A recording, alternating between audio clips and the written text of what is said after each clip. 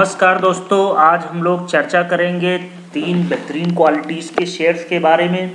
ख़ास तौर पर रेन इंडस्ट्रीज़ के लेटेस्ट न्यूज़ क्या है, ग्रेफाइट इंडिया का शेयर लेटेस्ट न्यूज़ क्या है और फिलिप्स कार्बन के शेयर की न्यूज़ क्या है। तो साथ ही दोस्तों इनके हम लोग टारगेट प्राइस और स्टॉक की कंप्लीट एनालिसिस करेंगे डेप्थ में। तो दोस्तों हमें लाइक एंड सब्सक्राइब ज़रूर करिए और हमारे टेलीग्राम चैनल से जुड़िए, जिसका लिंक डिस्क्रिप्शन बॉक्स में दिया गया है इंट्राडे ट्रेडिंग के लिए। और दोस्तों अगर किसी को भी up stock account, demat account open करना है जिससे आपके आईपीओ अप्लाई करने के सक्सेस रेट बढ़ जाए, तो हमारी अप स्टॉक लिंक पर भी ज़रूर क्लिक करके डीमैट अकाउंट ओपन करें। तो चलिए दोस्तों हम लोग चर्चा शुरू करें। इससे पहले आपको बताना चाहते हैं कि डिस्क्लेमर को ज़रूर पढ़ें, ध्यान से पढ़ें। We are not SEBI registered financial adviser. All the information provided in the videos are educational and informational purpose only. It is not trade recommendation in any way. तो अगर आपको कोई शेयर खरीदना या बेचना है तो अपने फाइनेंशियल एडवाइज़र की सलाह लेकर ही खरीदें या बेचें। तो चलिए दोस्तों हम लोग चर्चा शुरू करते हैं। तो चर्चा की शुरुआत में सबसे पहले हम लोग दोस्तों शुरू करेंगे ग्रेफाइट इंडिया के शेयर से। और ग्रेफाइट इंडिया का है वो अभी लेटेस्ट न्यूज़ है, टारगेट प्राइस ऑफ 590 ऑफ आनंद थी। तो एक इम्पॉर्टेंट चीज़ है और उन्होंने कहा है कि 590 के टारगेट। हालांकि ग्रेफाइट इंडिया काफ़ी चल चुका है शेयर, लेकिन काफ़ी अपने जब अगर हम 2-3 साल पहले से देखें तो काफ़ी करेक्ट हो चुका है। तो जिस तरह से ग्रोथ आए, रिजल्ट हुए, रेवेन्यू ग्रो किया और जिस तरह से फ्यूचर मार्केट में ग्रेफाइट इलेक्ट्रोड की डिमांड रेज हो रही है, we expect demand and realisations in the graphite electrode G to rise. तो जिस तरह से कैपेसिटी यूटिलाइजेशन, कैपेसिटी एक्सपेंशन हो रहा है, उस तरह से इसका आउटलुक काफ़ी पॉजिटिव नज़र आता है। और पहले जो टारगेट था इन्होंने 373 का दिया था, उससे बढ़ा के अब टारगेट जो है 590 के हो गए हैं आफ्टर Q3 रिजल्ट। तो दोस्तों इसमें हम लोग चार्ट की एनालिसिस भी कर लेते हैं कि चार्ट कैसा रहेगा ग्रेफाइट इंडिया का। तो ग्रेफाइट इंडिया का मैं ऑल टाइम चार्ट यहाँ पे मैंने ओपन कर दिया है।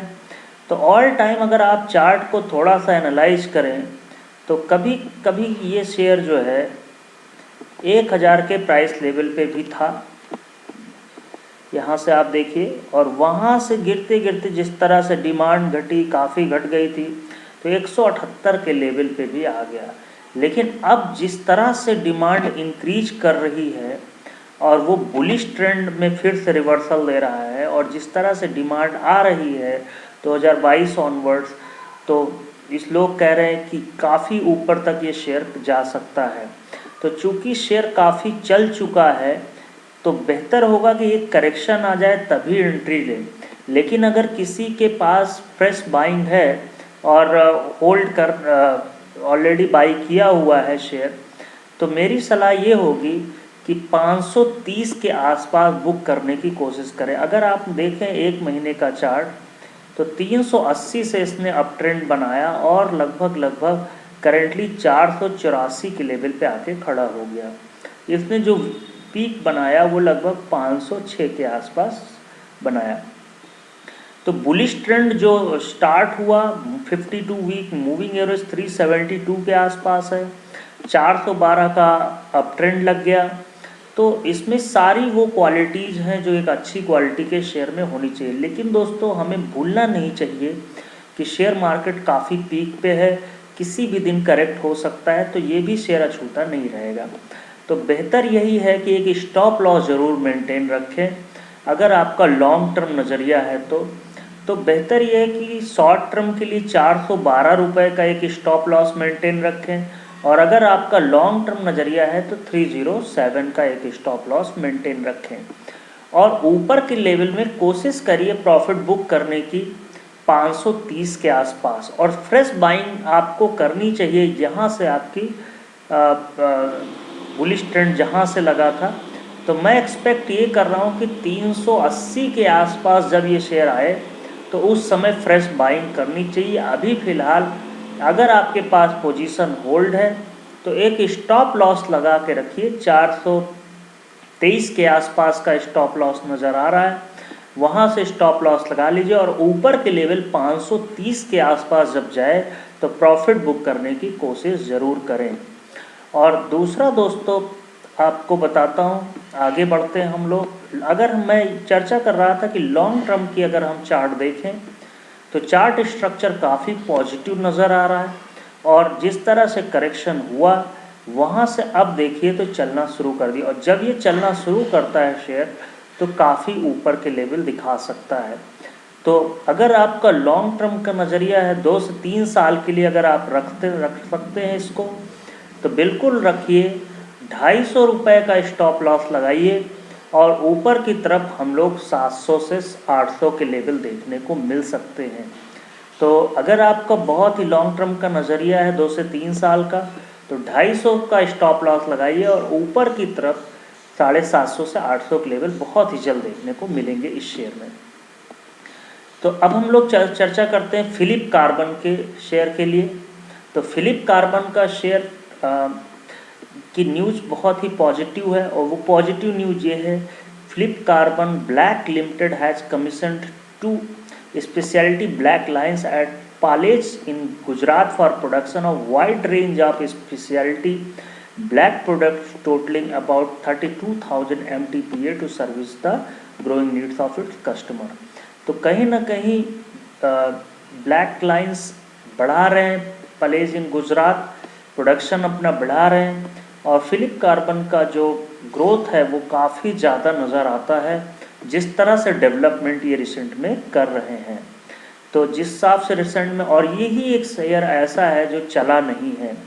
तो फिलिप कार्बन का अगर हम देखें, जिस हिसाब से ग्रेफाइट इंडिया चला, बाकी शेयर्स चले, उस हिसाब से फिलिप कार्बन उतना मूवमेंट नहीं दिखाया।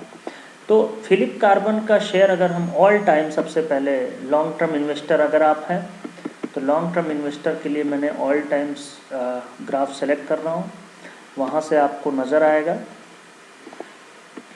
यस, तो फिलिप कार्बन एक समय दोस्तों 250 के लेवल पे था, वहाँ से काफ़ी ज़्यादा करेक्ट होके लगभग 60-65 के लेवल पे आया और फिर से ये अगेन ऊपर मूवमेंट दिखा रहा है।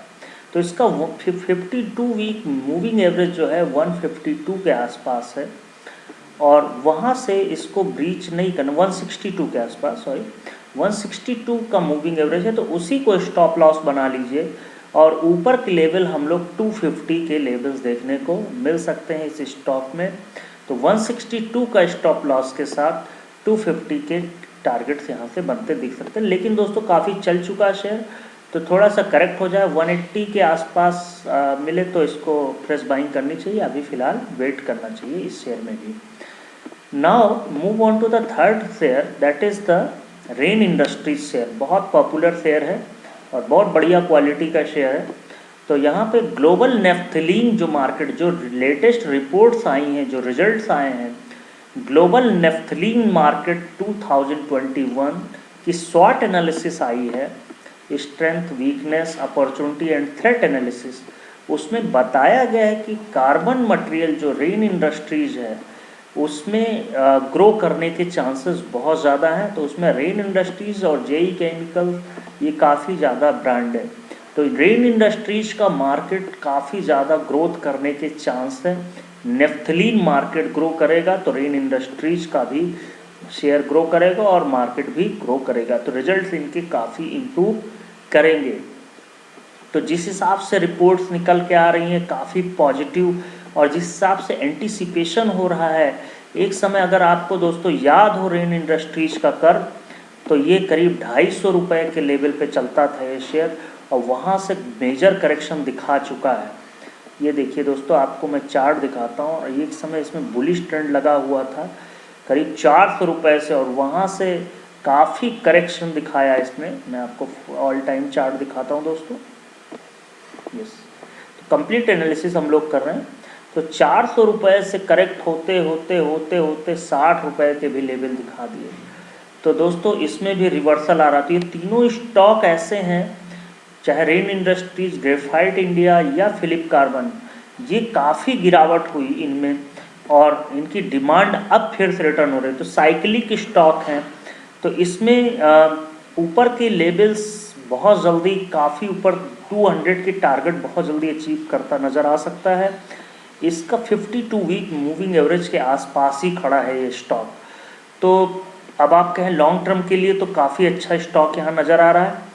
इसमें ख़ास तौर पे अगर 100 रुपये का आप स्टॉप लॉस लगा लीजिए लॉन्ग टर्म के लिए, तो हम यहाँ से 300 तक के टारगेट आने वाले 2 से 3 साल 2 साल में बड़े आराम से देख लें, यानी स्टॉक डबल हो सकता है 2 साल में।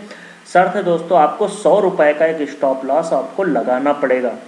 दूसरा चीज़ दोस्तों, अगर आप शॉर्ट टर्म इन्वेस्टर हैं तो शॉर्ट टर्म इन्वेस्टर के लिए भी ये स्टॉक 156 रुपये से करेक्ट होके 124 रुपये के आसपास आया और फिर से इसने बुलिश ट्रेंड दिया।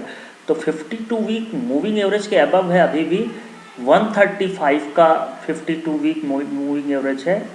तो अगर हम प्रिसाइसली इसको ही स्टॉप लॉस मान लें 135 को, और ऊपर की तरफ अगर 147 का लेवल ब्रीच करता है तो इसमें अगेन 170 175 के टारगेट आते देख सकते हैं आप।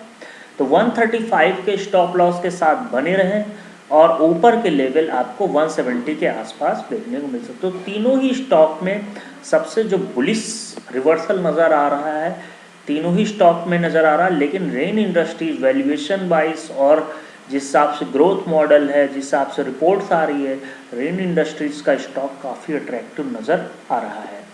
तो डेफिनेटली दोस्तों आप जिसके पास होल्ड करें, फ्रेश बाइंग के लिए थोड़ा सा करेक्शन मिल जाए तो एंट्री करें। तो ये थी एनालिसिस। तो हमें फॉलो करिए टेलीग्राम, ट्विटर और फेसबुक पे द ट्रेडिंग बुल्स नाम से जाने जाते हैं। थैंक यू दोस्तों।